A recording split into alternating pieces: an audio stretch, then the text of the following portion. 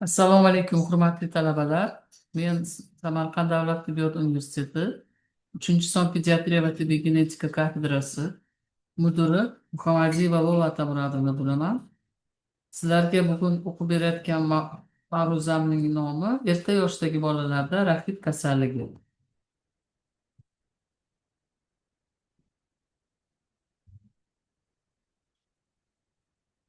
Ma'ruzamizning rejasi quyidagilardan iborat. Biz raxit etiologiyasi, patogenezi, klinikasi, diagnostikasi, davolash va profilaktikasiga to'xtalib o'tamiz. Mavzuning dolzarbligi shundan iboratki, erta yoshdagi bolalarda kalsiy fosfor almashinuvining buzilishi bilan kechadigan kasalliklar muhim o'rinni egallaydi. Chunki 1 yoshgacha bo'lgan bolalarda o'sish va rivojlanish yuqori darajada bo'ladi. Raxit kasalligi ijtimoiy xavfli kasalliklar guruhiga kirmaydi. Biroq uning rivojlanishi natijasida bola organizmi kasallikka moyil bo'lib qoladi va ayniqsa bronx o'pka kasalliklari ularda juda ham ko'p uchraydi. Raxit so'zi grekcha so'zdan olingan bo'lib, raxis umurtqa degan ma'noni anglatadi. Raxit qanday kasallik degan savolga quyidagicha javob bersa bo'ladi. Raxit bu kichik yoshdagi bolalar organizmining umumiy kasalligi bo'lib, vitamin D yetishmovchiligi sababli kalsiy va fosfor almashinuvining suyaklanish jarayonining buzilishiga, asab tizimi hamda ichki a'zolar faoliyatining zararlanishi bilan xarakterlanadigan kasallik hisoblanadi. Vitamin D defitsitli raxitni keltirib chiqaruvchi birlamchi sabablar quyidagilardan iborat. Bu quyosh nurining yetishmasligi, bolaning bu esa asosan bolani toza havoda sayr qildirmaslik natijasida organizmda vitamin D sintezining kamayishi tufayli yuzaga keladi. Keyingi faktor bu oziq-ovqat omillari. Bolaning sun'iy ovqatlantirishda asosan moslashtirilmagan aralashmalardan foydalanish vitamin D, kalsiy va fosfor yetishmovchiligiga olib keladi. Bundan tashqari perinatal omillar bor. Bu chala tug'ilgan bolalarda vitamin D, kalsiy va fosfor zaxirasi kam bo'ladi. Onadan kalsiy va fosforning yo'ldosh orqali bolaga intensiv o'tishi o'zi 36 haftalik homiladorlikdan boshlanadi. Postnatal davrda esa o'sish sur'ati chala tug'ilgan bolalarda yuqori bo'ladi. Bu esa kalsiy, fosfor va vitamin D ga bo'lgan ehtiyojni yanada oshiradi. Organizmda kalsiy fosfor almashinuvining asosiy boshqaruvchilari bu vitamin D, paratgormon va tirokalsitonin hisoblanadi. Ichaklarda kalsiy bilan bog'lovchi oqsil sintezini kuchaytirib, kalsiy va fosforning ichaklardan so'rilishini ta'minlaydi. Bundan tashqari, demak, vitamin D suyak qon chegarasida sitratlar sintezini kuchaytirib, suyaklarning mineralizatsiyasini rag'batlantiradi. Osteoblastlar tomonidan osteokalsin suyakning asosiy kollagen bo'lmagan oqsili hisoblanadi bu hamda osteokalsin suyaklanish indikatori deb ham tan olingan. Ular vitamin D mana shularning hammasini sintezini stimullaydi. Kalsiyning suyaklarda to'planishini ta'minlaydi.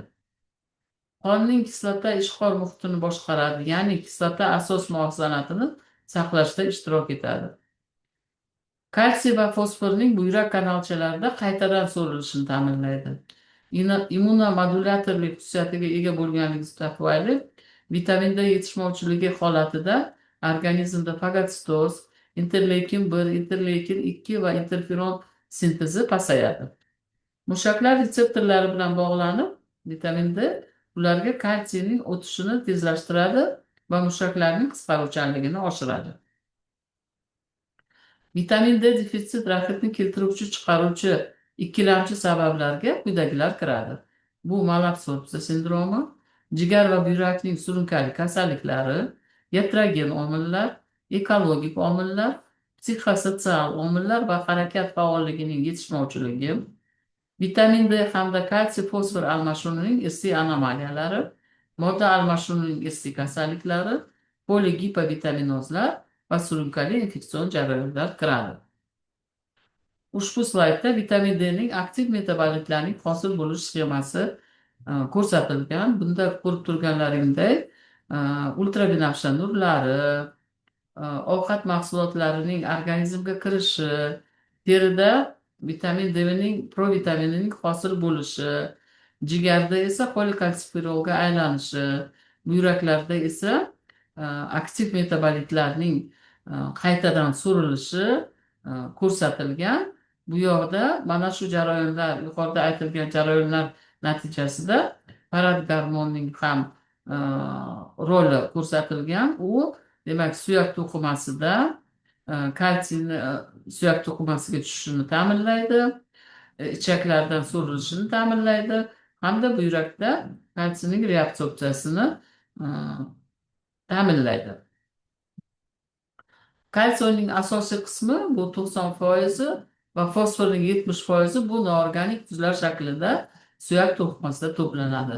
Inson hayoti davomida suyak to'qimasi doimo yangilanib va parchalanib turadi. Bu jarayon osteoblastlar, osteositlar va osteoklastlar, ya'ni suyak hujayralari tomonidan amalga oshiriladi. Qondagi kalsiyning 50% oqsil bilan birikkan holatda bo'lib, qolgan qismining 80% ionlashgan kalsiy hisoblanadi. U qon tomir devori orqali o'tib, interstal suyuqlikka o'tish xususiyatiga ega. Aynan shu ionlashgan kalsiy hujayralarga xos transmembran signallarni o'tkazishda nerv mushak qo'zg'aluvchanligini ma'lum darajada ushlab turishga muhim rol o'ynaydi. Ushbu slaydda vitamin D yetishmovchiligida qanaqa organizmda o'zgarishlar bo'lishi ko'rsatilgan. Albatta bu yerda demak quyosh nuri yetishmovchiligi natijasida vitamin D kelib chiqishi, alimentar faktorlar natijasida vitamin D yetishmovchiligi kelib chiqishi ko'rsatilgan mana strelkalar ichida va buning natijasida nimalar yuzaga keladi? Demak, ichaklarda kalsiy so'rilishi kamayadi, gipokalsemiya yuzaga keladi, sitratlar sintezi pasayadi, oqsil va boshqa modda almashinuvi buziladi. Bunda amino aksid, uriya, kollagen sintezining buzilishi, atsidoz holati, gipofosfatemiya bo'ladi. Mana shulardan keyin buyraklarda fosfatlar reabsorpsiyasi pasayadi, osteoblastlar tormozlanadi, osteoklastlar esa naborot stimullanadi. Bularning natijasida suyaklarning demineralizatsiyasi, suyaklar shaklining buzilishi va oxir oqibatda osteopatiyaga olib keladi. Atsidoz, amino aksid, uriya, kollagen sintezlarining buzilishi esa mushaklar gipotoniyasiga, nerv sistemadagi buzilishlarga va oshqozon ichak trakti funksiyasining buzilishlariga olib keladi. Raxitning tasnifi 1947-yilda Dulitskiy degan olim tomonidan nima qilgan, ishlab chiqarilgan. Bunga ko'ra davriga qarab boshlang'ich, avj olgan davri, tiklanish davri va qoldiq assorat davri tafovutlanadi. Faollik darajasiga ko'ra 3 ta daraja: yengil, o'rta va og'ir darajasi tafovut qilinadi. Kechishiga ko'ra esa o'tkir, o'tkir osti, qaytalanuvchi raqibga bo'linadi. Bundan tashqari Lukyanova va rus olimlari hammualliflikda 1988-yilda bu klassifikatsiyaga yana kalsiypiniya bilan kechuvchi shakli, fosfopiniya bilan kechuvchi shakli va kalsiy va fosfor miqdorining yaqqol o'zgarishlarisiz degan demak formalarini ajratishgan. Raxitning klinikasiga kelsak, u quyidagi ko'rinishda bo'ladi. Birinchidan, bu davriga bog'liq bo'ladi. Raxitning kasallikning boshlang'ich davrida demak odatda bolalar bu davr 1-1,5 oylikdan boshlanadi va 3-4 oylikgacha yaqqol namoyon bo'ladi. Buning belgilari birinchi navbatda ko'p terlash, bezovtalik, uyquning buzilishi, ensa sohasida soch to'kilishi, sezuvchanlikning ortishi bilan xarakterlanadi. Ushbu davr odatda 2-3 hafta davom etadi. Boshlang'ich davrining oxirlariga kelib katta liqildoq, chetlari yumshay boshlaydi. Laborator ko'rsatkichlar esa qonda kalsiy miqdori me'yorida yoki biroz yuqori bo'lishi ham mumkin. Noorganik fosfor esa biroz kamayadi. Ishqoriy fosfatasi faolligi oshadi, qon reaksiyasi atsidoz tomonga siljiydi.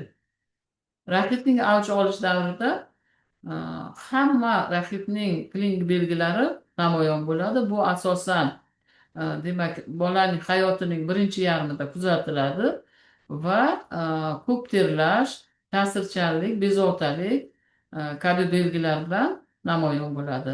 Bola psixomotor va jismoniy rivojlanishda orqada qola boshlaydi. Mushaklarda tonus pasayadi, suyaklarning o'sish zonasida esa o'zgarishlar kuzatiladi. Kasallik o'tkir kechgan holatlarda osteomalatsiya simptomlari ustunlik qiladi. Ya'ni buning natijasida demak bolada kraniotabis, ko'krak qafasining deformatsiyasi, uzun naysimon suyaklarning deformatsiyasi aniqlanadi. Ushbu slaydlarda demak avj olgan davrda suyakdagi o'zgarishlar ko'rsatilgan. Ko'rib turganlaringizda bu yerda demak umurtqa qamoqxonasidagi o'zgarishlar, boshdagi o'zgarishlar va oyoq naysimon suyaklaridagi o'zgarishlar ko'rsatilgan. Ushbu slaydda ham demak raxitga chalingan og'ir kechishida demak umurtqa pog'onasidagi o'zgarishlar, demak kifoz, lordoz, skolioz, yassi chanoq kabi belgilar aks ettirilgan. Bu yoqda ham demak o'sha ko'krak qafasining pastki aperturasining yuqoriga ko'tarilishi ko'rsatilgan. Bu yerda demak ko'krak qafasidagi demak tasbih nimalar, o'zgarishlar, suyakdagi o'zgarishlar, bilak uzuk, tasbih kabi belgilar ko'rsatilgan va rentgendagi o'zgarishlar, rentgenda ham bu o'zgarishlar aks ettirilgan.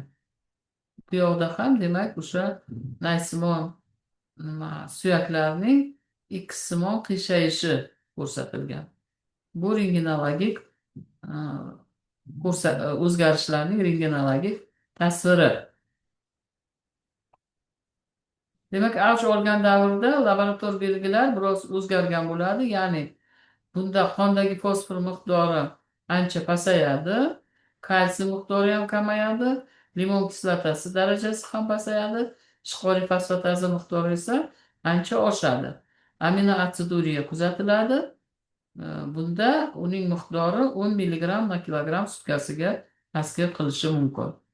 Demak, og'irlik darajalariga qarab, birinchi yengil daraja bunda asosan raxitning boshlang'ich davriga to'g'ri keladi, klinik belgilari yengil kechadi.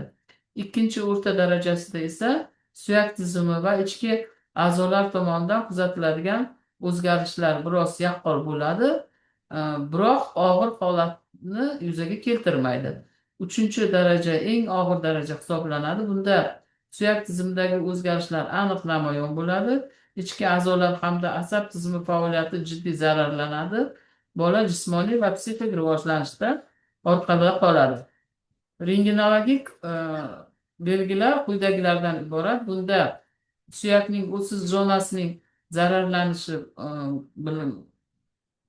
tasvirlangan. Bu yoqda birlamchi oqoqlanish zonasining qisqarganligi va aniq ko'rinmasligi, epifiz va diafiz oralig'i kengayib, bakalsimon shaklni olganligi tasvirlangan. Epifizal suyaklanish yadrosining o'lchamlari kichrayadi. Osteoporoz yuzaga keladi. Naysimon suyaklardagi yoysimon o'zgarishlar ham bu yoqda tasvirlangan. Suyakning kortikal qavati noziklashishi ham ko'rsatilgan. Avj olish davridan keyin agar davo choralari olib borilsa, reparatsiya davri kuzatiladi. Bunda nerv tizimi tomonidan kuzatiladigan belgilar asta-sekin yo'qola boshlaydi. Raxitning asosiy simptomlari osteoporoz va osteomalatsiya belgilari susayadi. Bolaning uyqusi, ishtahasi, mushaklar tonusi hamda ichki a'zolar funksiyasi yaxshilanadi. Qonda noorganik fosfor miqdori ortadi, kalsiy miqdori esa hali ham biroz past holatda saqlanib turadi. Qoldiq asoratlar davrida demak bolaning 2-3 yoshligiga to'g'ri keladi. Bunda raxitik jarayonlar to'xtaydi, biroq skeletdagi ayrim o'zgarishlar umr bo'yi saqlanib qolishi mumkin. Masalan, kvadrat bosh shakli, tor chanoq, uzun suyaklar, naysimon suyaklarining X yoki O shaklidagi deformatsiyalari demak bir umrga saqlanib qolishi mumkin. Raxitni davolash. Bugungi kunda ko'krak yoshidagi bolalarda raxit kasalligini tez va samarali davolash yaxshi yo'lga qo'yilgan. va davolash kompleks ravishda olib boriladi va ikki turga bo'linadi: nospetsifik va spetsifik usullar. Nospetsifik davolash choralariga bu kun tartibiga qat'iy rioya qilish, ovqatlanishni to'g'irlash, ya'ni bolaning yoshiga mos ravishda e, oqsil, yog' va uglevodlarni bolaning yoshiga mos ravishda berish tavsiya etiladi. Bolani toza havoda sayr qildirish harakat faolligini ta'minlashdan iborat. Spetsifik davolashga bu asosan vitamin D preparatlarini tavsiya etishdan iborat bo'ladi. Bunda birinchi, ikkinchi darajada sutkalik doza 1,5–2 ming xalqaro birlikni, kurslik doza esa 100 ming, 150 ming xalqaro birlikni tashkil qiladi.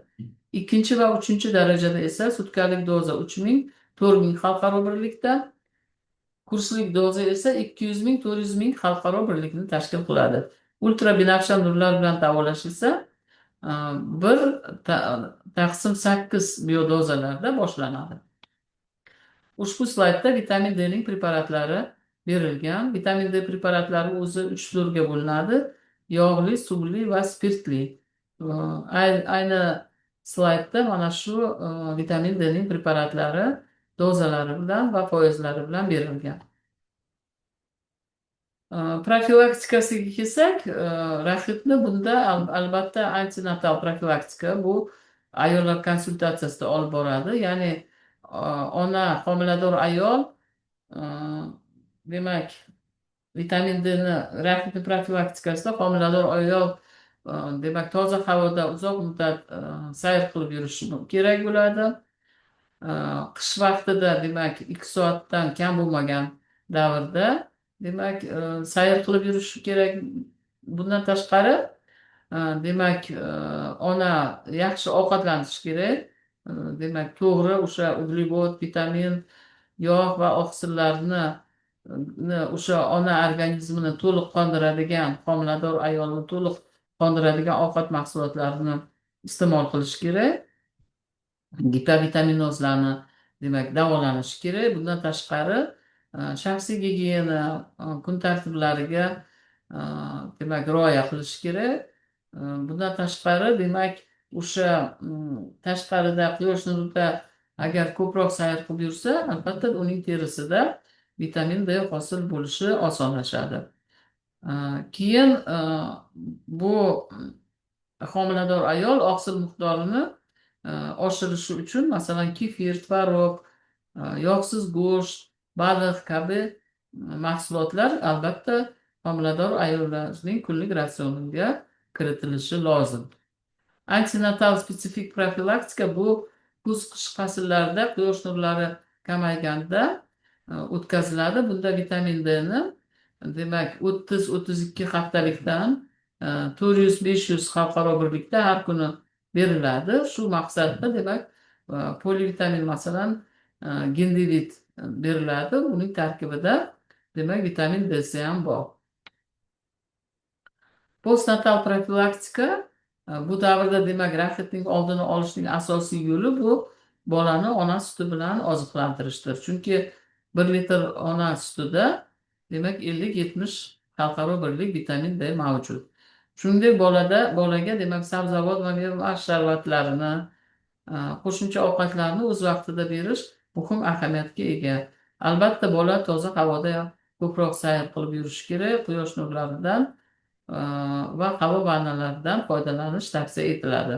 Bundan tashqari bolani muntazam ravishda cho'miltirish, 1–2 oyligidan boshlab esa massaj, gimnastika mashqlarini bajarish orqali organizmni chiniqtirish lozim. Postnatal spetsifik profilaktika demak 3 haftalikdan boshlanadi. Chala tug'ilgan bolalarda esa 10–14 kunligidan boshlanadi va 500 xalqaro birlikda vitamin D ni kuniga berib borishdan boshlanadi. Yil davomida 150 ming, 200 ming xalqaro birlikda vitamin D oladi. Bu usul juda qulay bo'lib, asorati kam bo'ladi. Agar bola moslashtirilgan aralashmalarni ichsa, masalan nan, nestagen, laktogen, malutka kabi aralashmalarda ularning tarkibida 100 ml 100 xalqaro birlikda vitamin D bor. Demak, ularga qo'shimcha ravishda vitamin D berish individual tarzda olib borilishi shart. E'tiborlaringiz uchun rahmat.